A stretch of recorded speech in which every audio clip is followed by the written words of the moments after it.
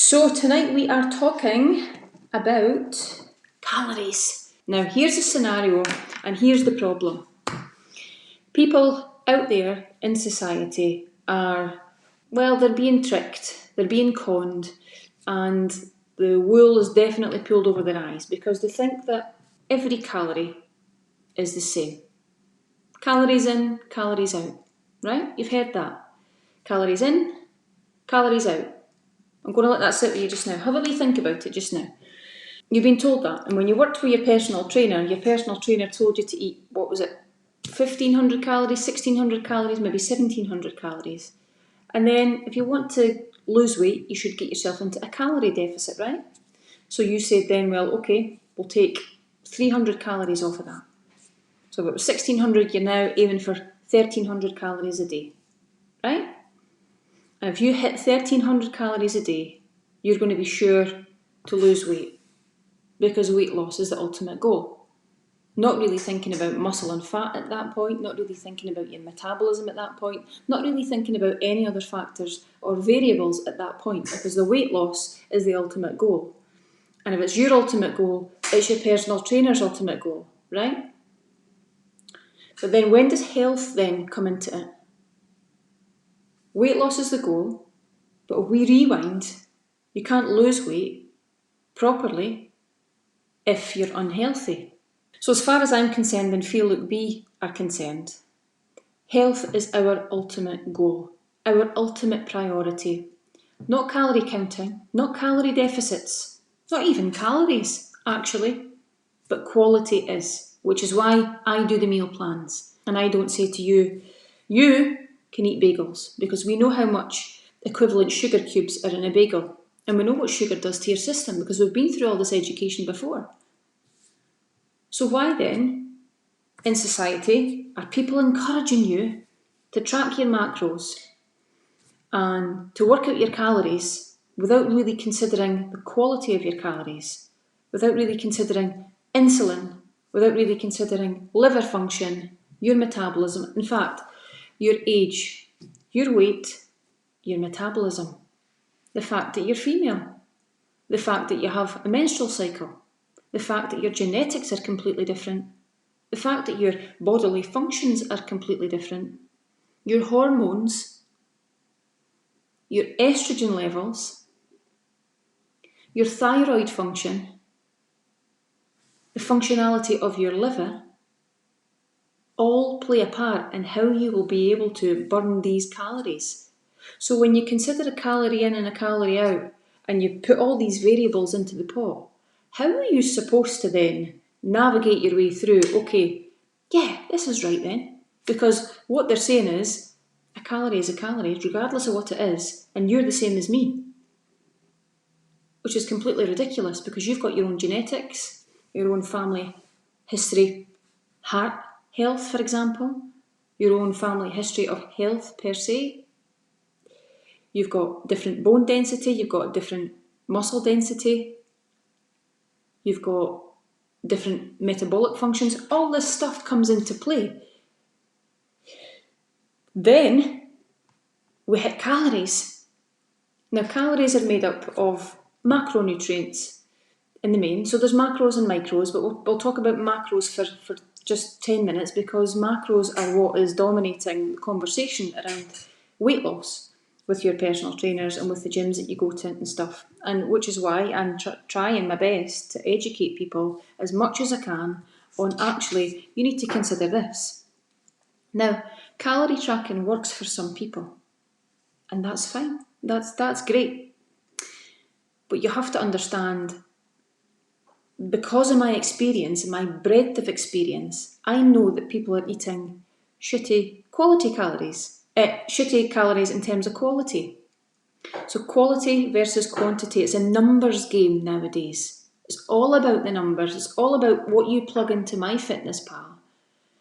And it's about these calorie deficits. And that is the demise, in my opinion, in my experience, of people who are trying to stay motivated. It's impossible, because what ultimately happens to the majority of people? Well, we'll get to that in a minute. Let's consider the macros. So the macronutrients are protein, fats and carbohydrates, right?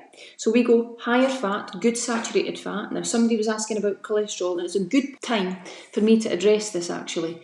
See if something is very specific to you and you have a cholesterol issue that runs in your family, or you have another issue that runs in your family, then it's a great, we're very well placed because we'll have a phenomenal team that sit behind me to take your questions and to send them straight to me. And that's what happens. So if you've got a question that's specific to you, not everybody has a cholesterol issue or a bone density issue. Not everybody has osteopenia or type 1 diabetes or lupus. So if it's something that's totally specific to you, you have to come to me. And that goes via the email, the support email. Don't put really important stuff, questions up on the page and expect people to answer because they don't have the knowledge and they're not trained to be able to give you the answer that you need. So if it's specific to you, then please come direct to the support email and the girls will make sure it reaches me and we can get you the support that you need. Okay? That's dead important. Everybody's different. I've just told you, everybody's completely different. So whilst you've got all these variables and factors in the pot, you've also got proteins, fats and carbs that you're eating. Right, so here's the predicament the world is in. Protein has 4 calories per gram. Okay? Carbohydrates have 4 calories per gram. Fats have 9 calories per gram. So then you can see why you and millions of other people are going low fat. Particularly because of the 1950s and the Ansel Keys study, we thought low fat alternatives were the way to go. But we're now realising that Shelley Booth and our plan and the various doctors I've introduced you to are flipping that. That's completely not the way to go, but that's why everybody's in the nick that they're in. Medications, cancer, heart disease, movement issues, inflammation, gut problems. But we're supposed to know more than we've ever known. Is that right? Did you have this conversation with your personal trainer? No, you never. Because I know so many of them and they don't have these conversations. So you have to take this knowledge and you need to go and research yourself, okay? So proteins, fats and carbs. So you can see why double the amount of calories that fat has, why people are thinking, right, okay, well, I'll have a bagel instead of that piece of steak. Or that really high in omega-3 fatty fish. I'm not having that avocado. I'm going to have a wee bowl of rice. So when there's fat, there's double the amount of calories, right? So you're thinking, so why have you got us on high fat or higher fat then, Shelley? I'll tell you why. One of the factors that I told you to consider was hormones. Now, food has a hormonal impact. So somebody's worked out your BMR and your TDEE, total daily energy expenditure. We covered that last night. You've been told to eat so much, so right. This is the average day for a lot of people. Toast, low-fat spread, low-fat butter. Mid-morning snack might be a couple of rice cakes. It might even be one of these protein bars. Something low-fat, anyway, low-fat yoghurt. Lunchtime, pasta dish or a rice dish of some sort. Chicken and rice, maybe last night, spaghetti bolognese.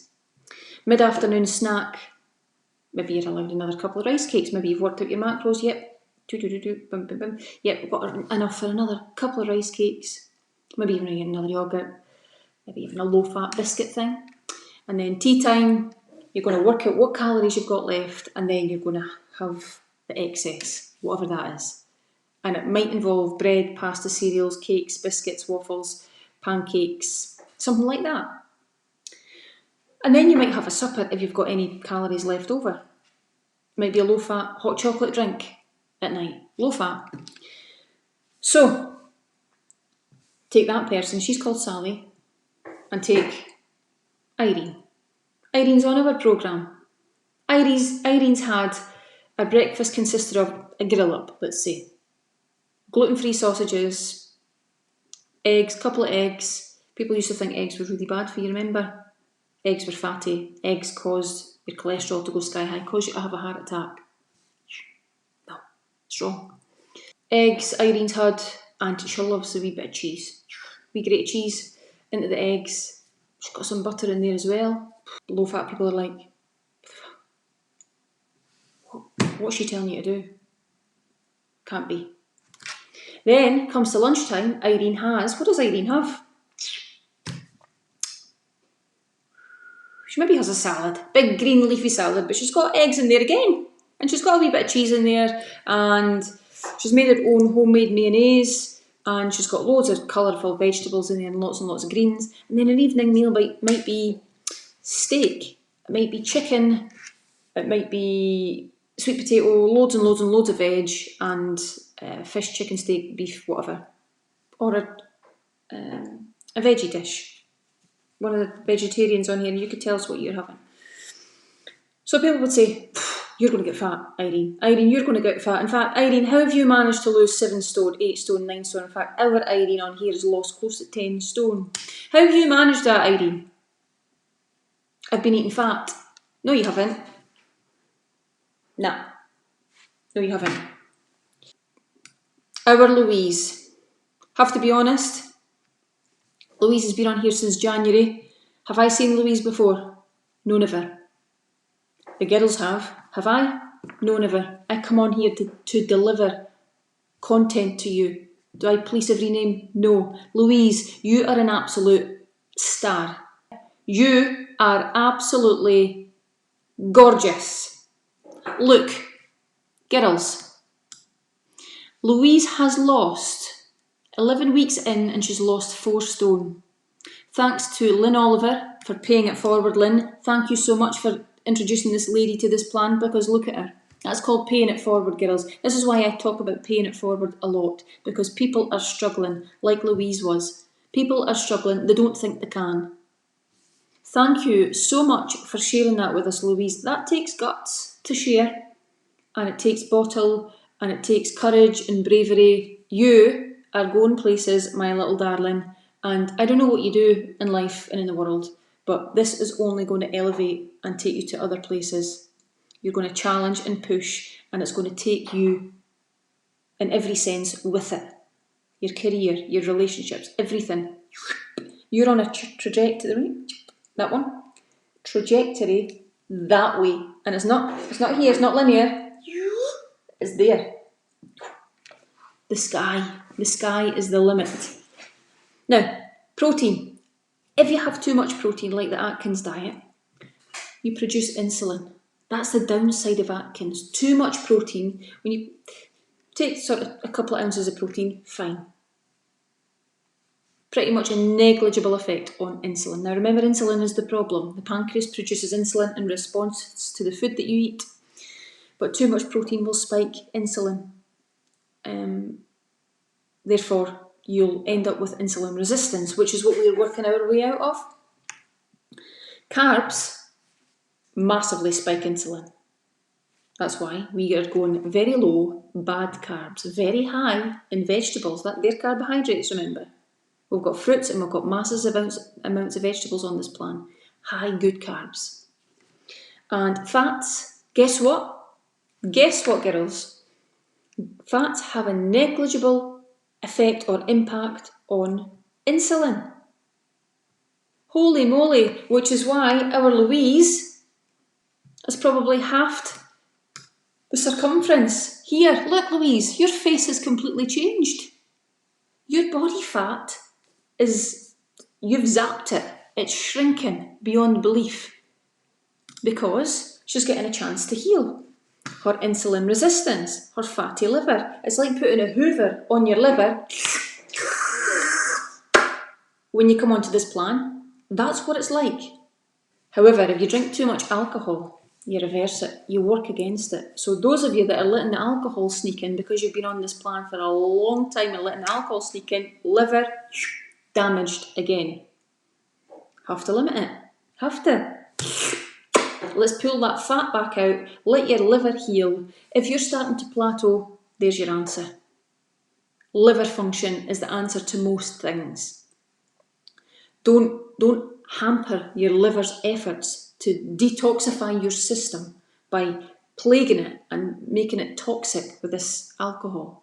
An average woman, so let's say a 10 stone woman, 140 pound woman, let's say she had a body fat percentage of, say 23%, in the healthy range. She's carrying about 100,000 calories.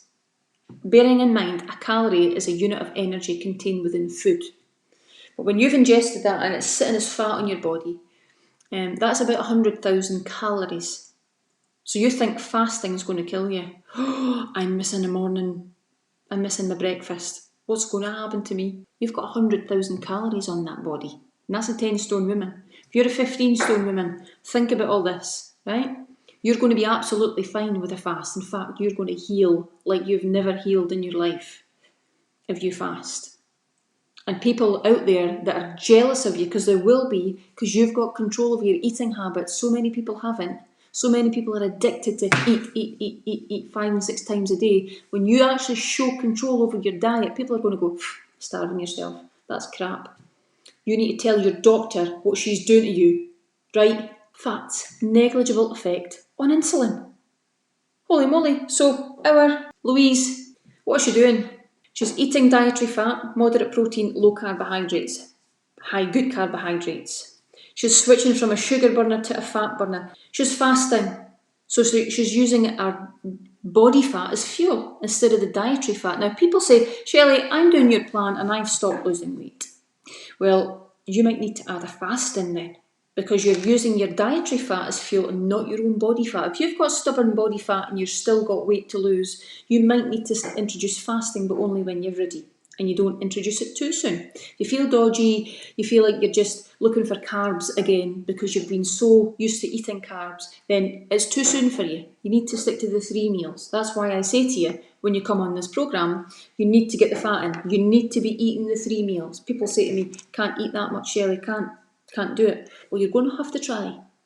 If you want to get out of the bad habits that you've been in and get rid of that body fat and switch from sugar to fat burning, improve your cognition, your mental clarity, your brain function, come out all these horrible, nasty diseases that are waiting just here, if you kept going like that.